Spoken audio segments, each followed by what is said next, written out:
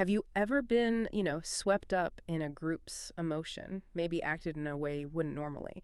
Or perhaps you've seen a big gathering where, well, logic just seemed to disappear, replaced by this powerful, almost primal collective feeling. It's a really fascinating, sometimes kind of unsettling part of being human, and it's exactly what we're diving into today. We're going to explore Gustave Le Bon and his incredibly influential 1895 book, The Crowd, a study of the popular mind. Now, this isn't just some dusty old book. Its ideas, and yeah, they're often controversial, are surprisingly relevant for understanding our world today.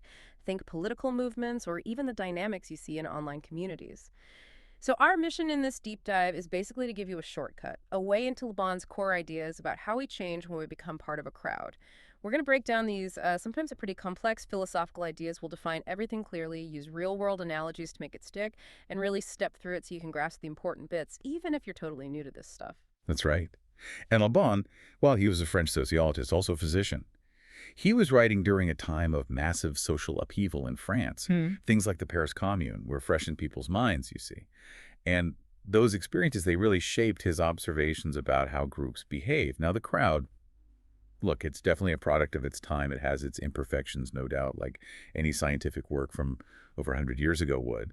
But it captured a lot of core claims quite accurately, and it offers some really significant insights into human nature. It was hugely influential, really laid some of the groundwork for what became mass psychology. It influenced thinkers, leaders, right across the board for decades. Okay, let's get right into that core idea then.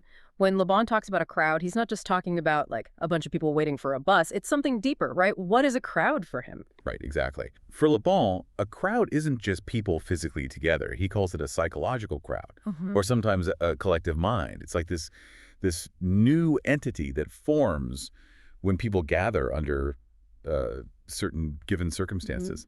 And the most striking thing, he argues, it's that the individual's conscious personality vanishes, just disappears. Vanishes, like completely. Well, yeah, it gets replaced by common ideas and sentiments. So people in the crowd start to feel, think, and act in a manner quite different from how they would if they were just on their own in isolation. To help you picture it, maybe think of a chemical reaction. You take sodium, you take chlorine, combine them. You don't just get a mix of their properties, right? You get table salt, something totally new with its own characteristics. Yeah. Le Bon thought the crowd works like that. It's not an average of everyone. It's a combination followed by the creation of new characteristics. Okay, the chemistry analogy helps, like creating a new compound. Or another way to think about it is biology. Individual cells, they come together, form a living body. And that body has properties, behaviors, totally different from any single cell on its own. So the key thing for you, the listener, to take away is this. When you're in a crowd, you're not just you plus some other folks. Le Bon says you actually become part of something new, a collective being with its own often unpredictable psychology. That's a really powerful image. A little unsettling, too, thinking your individual self can just dissolve like that. So what drives this? What's happening under the surface that makes us change so drastically in a crowd? Le Bon puts it down mainly to the unconscious mind. He believed that unconscious phenomena play an altogether preponderating part, a huge role, not just in our individual lives, but especially when we're in a crowd. He saw the unconscious as this powerful, hidden driver, much more influential than our rational, conscious thoughts when we're in a group. So this means people in a crowd often act on, well, more primal instincts, deeply ingrained tendencies, not so much careful consideration or logic. So it's a hitty part of our mind taking over. Pretty much. Yeah. And, this idea was actually quite ahead of its time. It anticipated some later psychological theories. It shows Le Bon was onto something, even with the scientific limits back then. He saw that a lot of our behavior, especially in groups, isn't really consciously chosen. It bubbles up from deeper, less accessible parts of our minds. Okay, so once this collective mind clicks into gear, Le Bon says it has some very distinct characteristics, almost like the crowd develops its own personality. First off, he talks about how ideas themselves change when they hit the crowd. They're not processed the same way you or I might think through an idea alone, are they? Absolutely not. That's the first big hallmark. The simplicity of ideas and emotionality. For a crowd to really grab onto an idea, Le Bon says it must be as simple as possible. Think about complex philosophical ideas, or scientific ones. To become popular, he says, they must often undergo the most thoroughgoing transformations. They lose their elevation and greatness in the process. To get dumbed down, basically. You could say that. or at least radically simplified. Le Bon gives this example. A philosopher might write an 800-page masterpiece on liberty, right? Full of nuance. But for a crowd, that complexity has to be boiled down into a basic concept of liberty to, as he puts it, stimulate revolutionary action. It has to hit emotionally, not intellectually. And the implication there is pretty huge. This simplification means crowds are easily swayed by vivid images. They operate on, at best, superficial logic, and at worst, just flawed intuition. They don't really do nuance or complexity. And that's where leaders come in, right? To provide those simple, powerful images. Exactly. Leaders are crucial here. They're the ones who communicate these simplified ideas. And by doing that, they unite the crowd, point them towards a common goal. You know, a leader shouting about a cause in the name of freedom or peace or prosperity, that can really energize crowds, even if the real motives behind those big words are maybe less noble. So ideas get stripped down, become intensely emotional. And it's not just ideas. You mention emotions, and actions get amplified too, often dramatically, leading to behaviors individuals might never consider alone. That leads right into the second characteristic: impulsiveness, mobility, and irritability. Le Bon paints a picture of crowds being at the mercy of all exterior exciting causes. They just reflect these constant changes. He says the crowd is the slave of the impulses which it receives, which means essentially they don't plan things out. They lack premeditation. Just reacting moment to moment. Precisely. He uses this crate metaphor, comparing them to leaves which a tempest whirls up and scatters in every direction, easily stirred up, easily changing direction. And what's really critical here is the loss of individual restraint. When you join a crowd, you get this feeling, this sentiment of invincible power just from the sheer numbers. And because the crowd feels anonymous and therefore irresponsible, the individual's own sentiment of responsibility disappears entirely. So that's why people do things in crowds they wouldn't dream of doing alone. Exactly. Le Bon says an individual alone might resist robbing a store, right? But as part of a crowd, he's conscious of the power given him by number. And if someone suggests violence or looting, he yields immediately to temptation. This impulsiveness, this lack of inhibition, it sets the stage for the next key trait: the crowd's incredible susceptibility. It's like a psychological safety net disappears. That feeling of anonymity is powerful. We've all seen clips online, people doing crazy things at concerts or riots they'd never do normally. But here's where it gets really interesting, maybe even a bit creepy. Le Bon's idea that crowds can almost be hypnotized. It really captures that loss of individual control he's describing. Is he being metaphorical here, or does he mean something more literal, like a genuine trance state? That's a great point, and Le Bon definitely leans into that trance-like idea. This is his third hallmark: suggestibility and credulity, which he often refers to as the hypnotic state. He insists that crowds are excessively suggestible. They often exist in this state of expectant attention, just waiting to be influenced. It makes them incredibly easy to sway, almost like a, well, hypnotized individual responding to a hypnotist. Expectant attention, like they're just waiting for a direction. Kinda, yeah. And a key mechanism driving this is contagion. Le Bon says sentiments, feelings, even actions are contagious in a crowd. They spread like wildfire. And individuals in this state readily sacrifice personal interest to the collective interest, something they'd likely hesitate to do on their own. This extreme suggestibility can even lead to collective hallucinations. He means crowds can literally see what it did not see, or twist reality completely. Hallucinations, like mass delusion. Exactly. He gives some really compelling, almost unbelievable anecdotes to back this up. Remember that psychologist he mentions, Mr. Davy? He deliberately fooled a group of distinguished observers, including a top English scientist, making them believe his simple magic tricks were genuine supernatural phenomena. Davy proved his power over the mind of the crowd, persuading them that it saw what it did not see. These smart people even wrote detailed reports confirming the supernatural events, which were later revealed as basic stage magic. Wow, that really shows how powerful suggestion can be, even with intelligent people. It really does. And there's another, maybe even more disturbing example he gives, the case of 2 drowned girls. Multiple witnesses unmistakably identified the bodies. Their statements were in entire concordance, totally agreeing. A magistrate even issued death certificates based on this unanimous testimony. But then, purely by chance, it turned out the girls were alive, and they only bore a remote resemblance to the actual victims. Well, how did that happen? Le Bon explains that the affirmation of the first witness, who was himself mistaken, a victim of illusion, created this powerful suggestion. It spread contagiously to all the other witnesses. His conclusion from this is pretty radical. Collective observations are as erroneous as possible. He says the unanimity of numerous witnesses is actually one of the worst proofs you can have for establishing a fact. That's staggering. He even goes so far as to claim that most works of history must be considered as works of pure imagination, because they so often rely on this kind of flawed collective testimony. Okay, that's a huge claim history as pure imagination. So crowds are simple, impulsive, easily tricked, prone to seeing things that aren't there. But you also mentioned LeBlanc sees them as incredibly strong-willed in their own way. How do those two things fit together? Extreme suggestibility on one hand, fierce will on the other. Is that collective will ever a positive force? It's core paradox in his work, you're right. And it leads us to the next set of characteristics: exaggeration, intolerance, and conservatism. See, crowd feelings are always very simple and very exaggerated. They don't do nuance. They see things as a whole. A tiny suspicion, once it's voiced in a crowd, quickly transforms itself into incontrovertible evidence. A slight dislike can instantly become furious hatred. This intensity is their strong will, but it's expressed without any critical thinking. So the strength is in the extremity of the feeling, not its basis in reality. Precisely. And this intensity fuels their intolerance and dictatorialness. Crowds, LeBlanc says, only recognize simple and extreme sentiments. Ideas are either absolute truths or as not less absolute errors. No middle ground. They will never admit contradiction and discussion, and they're always disposed to give authoritative effect to its inspirations. They want their feelings enacted immediately. Interestingly, he also notes that crowds exhibit a docile respect for force. They often seem to prefer tyrants who vigorously oppress them. He suggests crowds would always erect the loftiest statues to a powerful, Caesar-like figure. They admire strength, even if it's oppressive. So intolerant and drawn to strong authority, but you also said conservative. That seems counterintuitive given the images of revolutionary mobs. It does. But LeBlanc insists that despite appearances, crowds possess profoundly conservative instincts.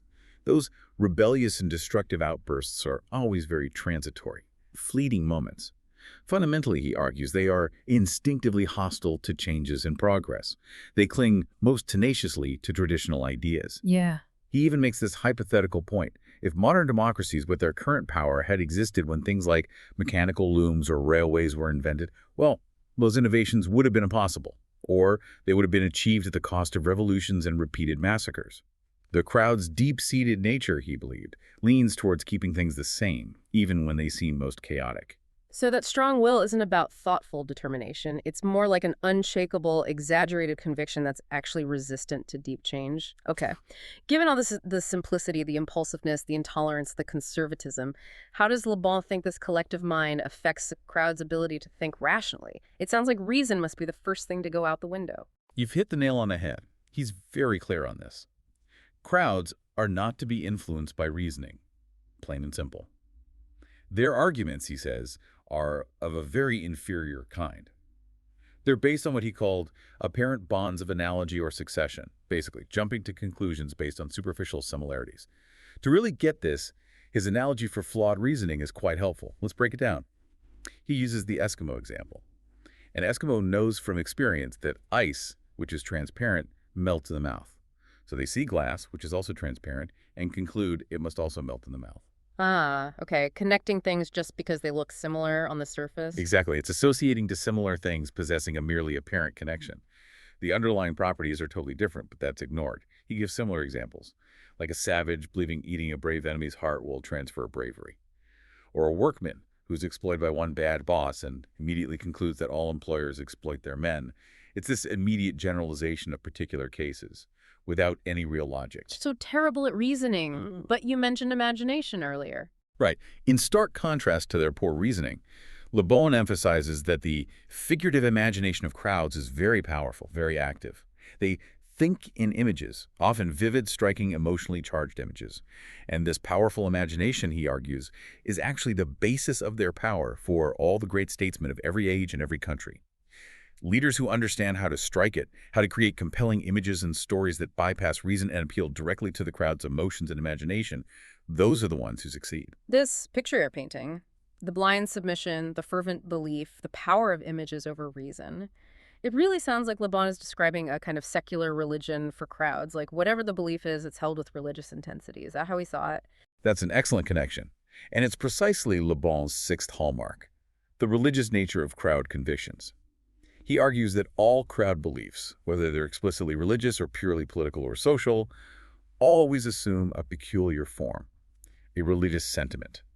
Now, he's not saying they're literally worshiping a god in every case, Mm. but the way they hold their beliefs, the structure of their conviction, mirrors religious fervor. What does that look like, practically? He defines it with specific traits. Worship of a being supposed superior, which could be a leader or an idea, fear of its power, blind submission to its commands, a complete inability to discuss its dogmas, a strong desire to spread them, and crucially, a tendency to consider as enemies all by whom they are not accepted. So intolerance is built in. Yes. Le Bon clarifies, a person is not religious solely when he worships a divinity, but when he puts all the resources of his mind at the service of a cause or an individual who becomes the goal and guide of his thoughts and actions. End quote. He points to the Jacobins of the Reign of Terror during the French Revolution. He says they were at bottom as religious as the Catholics of the Inquisition. Their ruthless passion sprang from the same source, absolute unquestioning conviction. It seems this basic human need for something to believe in, submit to, and spread is just an inherent part of crowd psychology for Le Bon. It just finds different outlets. Okay, so those are the core characteristics of this collective mind. But what shapes what these crowds actually believe? What are the forces pulling the strings behind the scenes, and what are the more immediate triggers? Le Bon divides these into remote and immediate factors, right? Let's start with the big background influences, the remote ones. Exactly. First among these remote factors is one, race.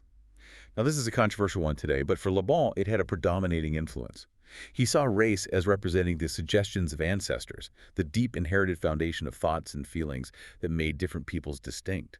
He argued that crowds of different countries offer very considerable differences of beliefs and conduct. You couldn't influence them all in the same way. Yeah, gave examples, didn't he? Yes. He contrasted, for instance, what he called Latin peoples, seeing in them a tendency towards state control, centralization, a focus on equality with Anglo-Saxons, who he believed stressed private initiative and focused more on liberty. We have to be really clear here. Le Bon's ideas about race and intelligence were controversial even back then, and they're widely rejected by science today. But it was absolutely central to his framework for understanding why nations behave differently. Okay, next up is two, traditions. Le Bon saw traditions as the synthesis of the soul of the race. He believed they weigh upon us with immense force. He wasn't entirely negative about them. He acknowledged traditions are necessary for civilization. But he also stressed that progress is impossible without the destruction of those traditions once they've outlived their usefulness. And crowds cling to them. Tenaciously. Le Bon stated that crowds cling the most tenaciously to traditional ideas and oppose their being changed with the most obstinacy. His example from the French Revolution is striking. Even after churches were destroyed, priests killed or exiled. Just a few years later, the abolished system of public worship had to be reestablished in deference to universal demands. It showed the immense underlying power of tradition on the crowd's mind, a power that even violent revolution couldn't erase easily. The third remote factor is three, time. Le Bon gets quite philosophical here, calling time the sole real creator and the sole great destroyer. It's the force that slowly prepares the opinions and beliefs of crowds and also prepares their eventual decline. Ideas don't just pop up randomly. Their roots strike down into a long past. Time builds up the immense detritus of beliefs and thoughts from which new ideas emerge, and it also gradually wears away the old ones. He sort of implies that if you just let time do its work, it will eventually sort things out over centuries. Interesting. What about institutions, like governments, laws? Surely they shape crowd opinions. Well, Le Bon had a pretty counterintuitive take on fortis, political and social institutions. He argued they aren't the creators of a nation's character, but rather the outcome of it. In his words, a nation does not choose its institutions at will any more than it chooses the color of its hair or its eyes. Institutions, for him, are products of the race's soul, not shapers of it. He used the contrast between England, which he called the most democratic country, despite having a monarchy, and the Spanish-American republics. They had republican constitutions on paper, but in reality often suffered oppressive despotism.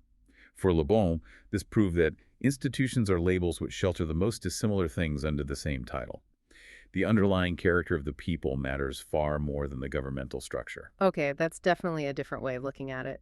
And finally, education. Usually seen as a force for progress, but Le Bon had issues with it too.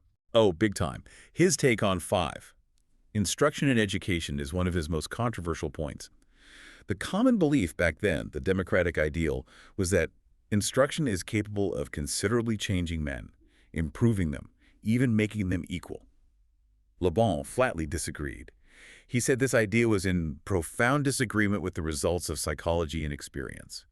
Education, he argued, neither renders a man more moral nor happier. It doesn't change his instincts nor his hereditary passions. In fact, he thought badly directed education could be much more pernicious than useful. He slammed the French or Latin system of his day for relying on rote learning, just memorizing textbooks. He felt it created discontented proletarians, fit only for government jobs they couldn't all get, and a frivolous bourgeoisie dependent on the state. And he preferred another system. Yes, he praised the Anglo-Saxon system, like in England and America. He believed it focused on developing judgment, experience, initiative, and character through practical real-world learning. He thought that system actually prepared people for life, rather than just filling their heads with useless facts. So, those are the deep currents. Race, in his view, tradition, time, institutions as outcomes, and a very critical view of education. It does make you think about how much our beliefs are shaped by things beyond our immediate control. But then there are the more direct, right here, right now ways that opinions get formed and manipulated in a crowd. What did Le Bon see as these immediate factors? Right, moving to the B. Immediate factors. The first one is huge. 1. Images, words, and formulas. Le Bon thought words had a truly magical power. But here's the key. This power is bound up with the images they evoke and is quite independent of their real significance. Think about big, vague terms. Democracy, socialism, equality, liberty. They don't have precise agreed-upon meanings, do they? But Le Bon says they synthesize the most diverse unconscious aspirations. They conjure up grandiose and vague images in people's minds. And it's this very vagueness, he argued, that augments their mysterious power. Everyone can project their own hopes and desires onto them. So less defined, the more powerful. Often, yes. And what's fascinating is how the images these words create can vary from age to age and from people to people, even if the word itself stays the same. This leads to a crucial skill for leaders, or statesmen as he calls them. Baptizing with popular or, in different words, things the crowd cannot endure under their old names. Basically rebranding unpleasant things to make them acceptable to crowds. Can you give an example of that? Sure, he points to French history. The taille was a really hated tax. It got renamed the land tax. The gabelle, the salt tax, became the tax on salt. Just changing the name, he suggests, made these burdens more palatable. It shows the pure power of linguistic framing. The second immediate factor is 2. Illusions. Le Bon makes a really provocative claim here. From the dawn of civilization onwards, crowds have always undergone the influence of illusions. He sees these illusions not just as mistakes, but as formidable sovereign powers. He argues they are at the head of all the civilizations and absolutely essential. He goes so far as to say that without illusions, humanity would never have emerged from its primitive barbarian state, and without them, it would soon return to it. Wow. So illusions are necessary for society. That's dark. It is. And here's the really unsettling part for Le Bon. Truth isn't just secondary for crowds. It's often actively rejected. He puts it bluntly. The masses have never thirsted after truth. They turn aside from evidence that is not to their taste, preferring to deify error if error seduce them. Therefore, whoever can supply them with illusions is easily their master. He saw socialism in his time as the last illusion that is still vital, powerful because it promised earthly happiness, a promise whose vanity, he predicted, would quickly become apparent once people tried to actually implement it. So illusions' role, what breaks their spell? Well, that brings us to the third factor. 3. Experience. Le Bon believed that only through repeated, often painful experience can truths become necessary and destroy illusions grown dangerous. The implication is clear. Crowds rarely learn from abstract logic or being told something. They have to feel the negative consequences of their false beliefs directly before reality sinks in. And that leaves the last immediate factor. 4. Reason. And for Le Bon, its influence is essentially 0. He describes the nullity of its influence on crowds. He just keeps hammering this point. Crowds are simply not to be influenced by reasoning. Why? Because they're driven primarily by their unconscious sentiments, not by logic, evidence, or rational argument. For the collective mind, emotion, image, suggestion, they always trump reason. Okay, so if crowds are so easily swayed by simple ideas, emotions, illusions, and images, and reason doesn't work, it really raises the question, who's actually in control? Who directs this powerful, often irrational force? Le Bon puts a lot of weight on leaders and this almost mystical quality he calls prestige, right? Absolutely. Yeah. The role of leaders is paramount in his view. He states it quite starkly. As soon as a certain number of living beings are gathered together, they place themselves instinctively under the authority of a chief. He doesn't mince words, calling crowds a servile flock that is incapable of ever doing without a master. Their main job for the crowd is to be guides, to simplify things, to embody the desired qualities. And how do they lead? What are their tools? Their primary tool, as we've touched on, is communicating those simplified ideas and being masters at manipulating words and images to tap into the crowd's unconscious feelings and desires. Now, as for the qualities of effective leaders, Le Bon's take is interesting, maybe even a bit counterintuitive. He suggests they often possess strong conviction combined with extreme narrowness of mind. Narrow-mindedness helps. In his view, yes. High intelligence, broad education, these could actually be hindrances. They might make a leader too nuanced, too aware of complexity, too prone to doubt, maybe too indulgent. This could weaken the sheer intensity and, frankly, the violence of conviction needed to really capture the imagination of the masses. He uses Robespierre during the French Revolution as an example. A philosopher reading Robespierre's speeches might find them incoherent, illogical, but they had enormous influence on the crowds, precisely because of Robespierre's unwavering, absolute, even fanatical conviction. That's a fascinating paradox. A leader's intellectual limits could be their greatest strength in swaying crowds. Okay, and this prestige you mentioned, it sounds like some kind of superpower for these leaders, giving them authority beyond reason. What exactly is it? Prestige, for Le Bon, is this mysterious force. It's the thing that makes ideas or people enforce their authority, gain acceptance. It can involve admiration or fear, but he's clear it can exist without either. He even says the greatest prestige belongs to the dead figures like Alexander, Caesar, Muhammad, Buddha. We don't fear them anymore, but their influence, their prestige, is immense and endures. So it's more than just popularity or power, much more. He breaks it down into two main types. First, there's acquire or artificial prestige. Right. This comes from outside factors. An individual occupies a certain position, possesses a certain fortune, or bears certain titles. Think of a soldier in uniform, a judge in his robes. They always enjoy prestige because of their position and attire. He quotes the philosopher Pascal, who noted the necessity for judges of robes and wigs, because without them they'd lose half their authority. Le Bon even wryly observes that the most unbending socialist is always somewhat impressed by the sight of a prince or a marquis. These external symbols command respect, regardless of the person. Okay, so that's prestige based on status. What's the other kind? The other kind is personal prestige. This is much rarer, much more powerful. It's an inherent quality, almost like a veritably magnetic fascination that's totally independent of titles or official authority. It's what allows certain individuals to just compel acceptance of their ideas and feelings.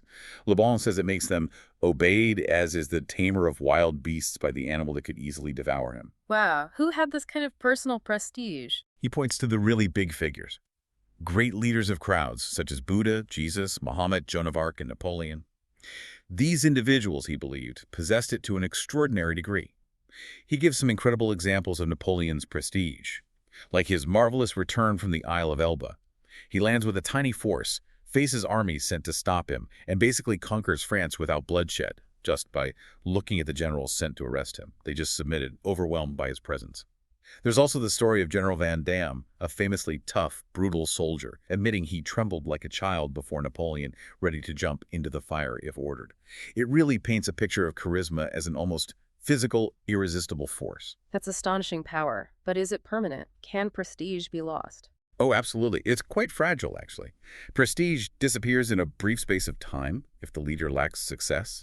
Failure shatters the illusion, and even without outright failure, it gets worn away by discussion and debate. Le Bon argues that leaders who maintain their prestige long-term have never tolerated discussion. Criticism chips away at the mystique. His final thought on it is telling. For the crowd to admire, it must be kept at a distance. Mystery and distance are key to preserving that powerful aura.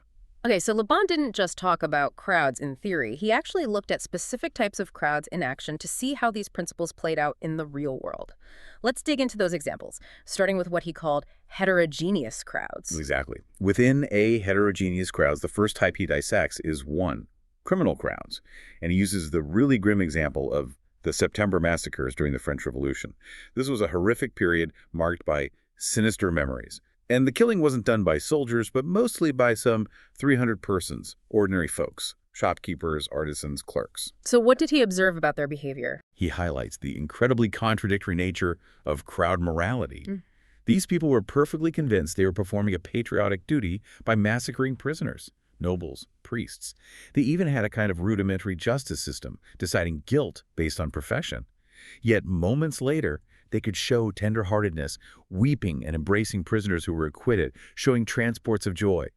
They also refused to steal valuables from the victims, carefully depositing them with revolutionary committees. But then, using that flawed crowd reasoning, they decided that useless mouths like aged beggars, vagabonds, even children between 12 and 17 should also be killed, seeing them as potential future enemies of the nation. And after a week of this slaughter, they actually demanded a recompense from the authorities, and some even wanted a medal for their patriotic work. Chilling. It really shows that bizarre mix of cruelty and, well, distorted altruism. It does.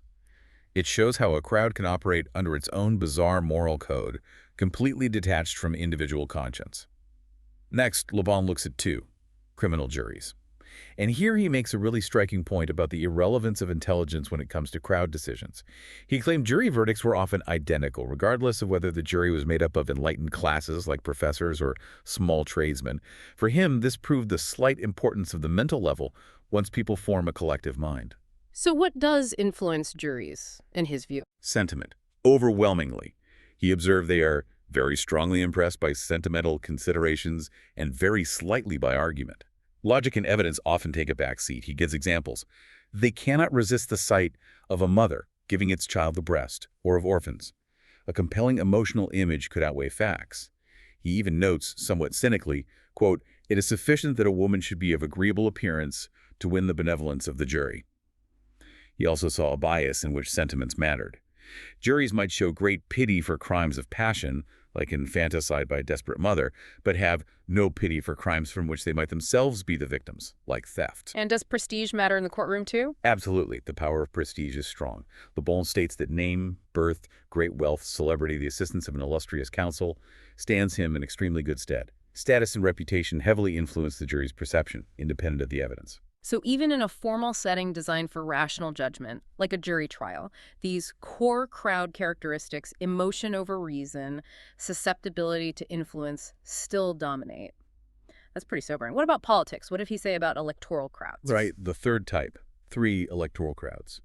Le Bon was deeply skeptical here. He contended that these crowds never boast reasoned opinions.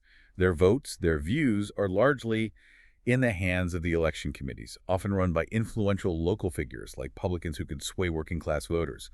How do candidates win? Not through logical debate, but through the magic of vague formulas. Successful candidates use a new formula as devoid as possible of precise meaning. Why?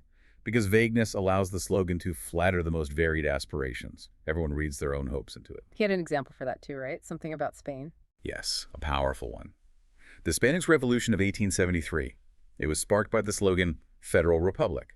Le Bon points out that nobody could actually define what it meant. But because it was vague, everyone interpreted it to mean whatever they wanted. Provincial independence, abolition of police, end of all authority. The result, chaos. Massacres, incendiarism, and every description of brutality erupted as each town tried to implement its own version of the undefined slogan. He also gives a rather depressing account of political meetings, even among educated students. He describes them devolving into tumult, shouts, hissing, maybe even blows. Speakers get interrupted, insulted. This, for him, was the typical level of discussion in an electoral crowd. So reasoned debate is basically impossible. In his view, yes. And he concludes that the dogma of universal suffrage possesses today the power the Christian dogmas formerly possessed. It's an article of faith, beyond rational challenge or critique. Finally, he turns his attention to 4 parliamentary assemblies like Congress or Parliament. You might think these would be different, more rational, but Le Bon argues they still exhibit all the core crowd characteristics. Intellectual simplicity, irritability, suggestibility, the exaggeration of the sentiments, and critically, the predominating influence of a few leaders. So even elected representatives act like a crowd. Largely, yes. He notes that members often arrive with fixed, unalterable opinions on local issues, driven by their electors' demands. Arguments in the assembly rarely change these fixed positions. The real power, he says, lies with leaders who possess prestige. They are the real rulers, and many votes simply reflect the opinions of a small minority, the leaders and their close followers. He also describes how, under moments of great excitement or pressure, assemblies can enter an automatic state. They lose their self-consciousness, become suggestible, and vote for measures that might even be most adverse to their personal interests. Like hypnosis again. Exactly. He points to the French Revolution, the nobility suddenly voting to renounce all their privileges overnight, or the Convention Assembly decimating their own ranks, sending members to the guillotine, knowing full well it could be their turn next. He sees this as evidence of that collective hypnotized state. He does add a caveat, though. He notes that complex technical laws are often the work of individual specialists behind the scenes, not the whole assembly debating. And these specialist-driven laws are usually the best ones. But he saw dangers in how these assemblies operate, didn't he? Especially concerning spending and liberty. Yes, two major dangers that sound remarkably familiar today. First, exaggerated expenditure. Because deputies are driven by the exigencies and want of foresight of electoral crowns, they constantly vote for popular spending measures, old age pensions, wage increases for state workers, grants for local projects, basically anything to please voters and secure re-election. They do this even when they are well aware they are imposing a fresh strain on the budget and necessitating the creation of new taxes. He gives examples of huge sums spent on pointless local railways just to satisfy electoral demands. It's a recipe for unsustainable public finances. And the second danger, the progressive restriction of liberty. Parliaments, Lebon observed, constantly pass innumerable series of legislative measures, all of them in a general way of a restrictive order. More rules, more regulations, more bureaucracy. This leads to the growth of a huge administrative class, the functionaries, who become the veritable masters because they implement all these complex laws and are largely immune to political changes. This constant progressive restriction of all liberties, he warned, makes nations eventually desire servitude. People lose their spontaneousness and energy, becoming no more than vain shadows, passive, unresisting, and powerless automata. He saw this as a sign of a civilization in decline, losing its vitality. Oh, wow. Okay, so we've journeyed through Le Bon's core ideas, the characteristics of the crowd mind, the factors that shape it, the role of leaders, and how it plays out in specific settings like juries and parliaments. It's a lot, and some of it feels quite harsh, even cynical. How do we grapple with these ideas today, over a century later? How does his work hold up? What are the main criticisms people have leveled against him? That's the crucial question, isn't it? Let's tackle the criticisms and limitations first. It's absolutely vital to remember Le Bon was writing as a conservative social critic in a specific historical moment. He was quite fixated on ideas of degeneration common in that era. He often framed the crowd negatively as a degenerate, a throwback to primitive man. And his views on race and intelligence, like suggesting hierarchies based on skull measurements or Anglo-Saxon superiority over Latins or male superiority over females, those were controversial even then and are completely rejected by modern science. So his scientific basis was shaky, especially on race. Definitely. And beyond that, many modern critics argue he simply underestimates the complexity of contemporary individuals. He paints people in crowds as almost entirely losing their judgment, but critics argue many people do manage to maintain independent judgment in the group. End quote. You see echoes of this critique in online discussions today. People point out, I have seen many examples of knowing that the group is fanatical but still insist on their own position in reality. Or they might argue that on some anonymous forums, the minority is actually more rational. There's this feeling that people are way more stubborn and weirdly independent than any theory gives them credit for. So maybe there's more individual resistance than he accounted for. Possibly. That idea of quiet resistance is out there. Some also argue the internet, while creating its own forms of tribalism in smaller groups, has also maybe made the old-style monolithic motto culture disappear, making it harder for one single idea to sweep everyone up in the way Le Bon described. There was an interesting comment someone made observing that 20th century culture often celebrated the heroic individual who stands up against the crowd, whereas maybe current culture feels way more cynical and defeatist about the possibility of resisting group pressure. It's an ongoing debate. So the picture is more complex. Individuals aren't necessarily helpless puppets. Yet, despite these valid criticisms, his work undeniably had a massive impact. You mentioned earlier it influenced some figures whose legacies are, well, deeply troubling. Can you elaborate on that influence? Yes, the influence and lasting impact of the crowd is undeniable, and sometimes unsettling. On the academic side, his ideas were picked up by major figures in psychology. Sigmund Freud, for example, extensively quotes Le Bon in his own work on group psychology. Freud agreed with Le Bon on the hypnotic state of the individual in the crowd and the powerful emotional bonds that unite groups. And politically. Politically, the influence is starker. Le Bon's ideas about crowd manipulation were admired and seemingly adopted by figures like Adolf Hitler, Benito Mussolini, and even Vladimir Ilyich Lenin. Hitler's Mein Kampf, for instance, clearly reflects both the language and philosophy of the crowd, particularly those views on the essential destructive stupidity of the masses, their supposed femininity and easy manipulability, and especially the effectiveness of propaganda through simple, relentless repetition. It suggests a direct line from Le Bon's analysis to the techniques used by some of the 20th century's most destructive regimes. That's a heavy legacy. Is his work still relevant in political context today? Fascinatingly, yes. A really interesting contemporary example is China's distrust of the crowd. In the early 2000s, the crowd suddenly became quite popular in China. It's steadily secured its position in public discussion of collective actions and collective sentiments. Why there? Well, it's elitist diagnosis of the crowd. This idea that crowds are inherently irrational, receptive, and anti-intellectual, it actually fit quite well with the Chinese Communist Party's evolving need to manage public opinion and maintain stability, especially after events like Tiananmen Square. Le Bon's work provided a kind of theoretical justification for framing mass protests as dangerous and irrational, helping legitimize state control and governmental public relations. But has that view been challenged recently? Yes. Significantly. The COVID-19 crisis in Wuhan became a real critical juncture. Initially, the state cracked down hard on information and civil society groups trying to help.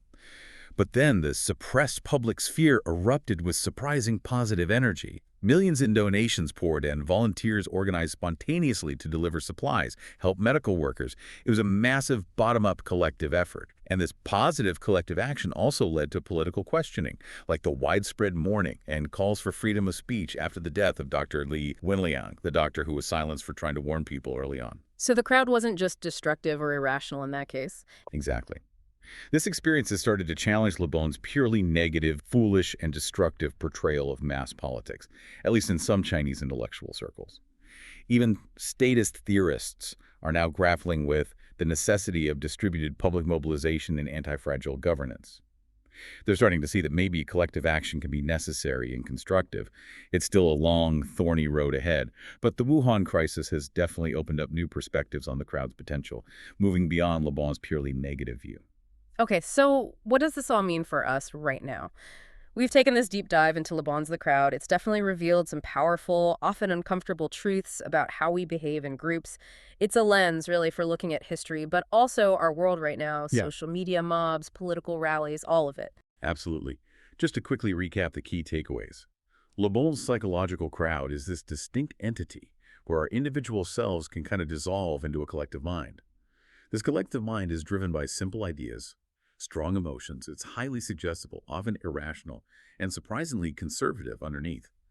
Leaders, especially those with that elusive prestige, are crucial in directing these powerful forces, often using words, images, and illusions. And while Le Bon's insights were definitely shaped by his time, and parts are rightly criticized today, their historical impact from psychology to political propaganda is undeniable. But importantly, modern critiques and experiences like the one in Wuhan remind us that individual judgment can persist, and collective action can be positive.